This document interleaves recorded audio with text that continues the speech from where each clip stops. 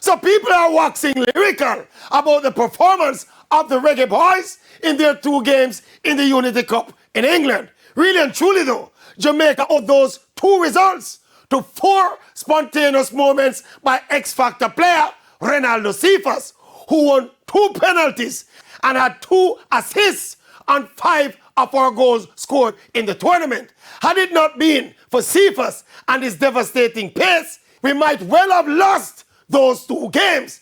The team is still disorganized and shapeless, especially the defensive unit. In midfield, we're still struggling to control the tempo of the game. The fact of the matter is, the Reggae Boyz are still not a settled team. Ronaldo Cephas was brilliant in the series. Richard King and Kaheem Dixon were good. Now come weekend and next week when the World Cup qualifiers resume, we have absolutely no idea if any of them will be on the squad, much as on the bench, much less on the field.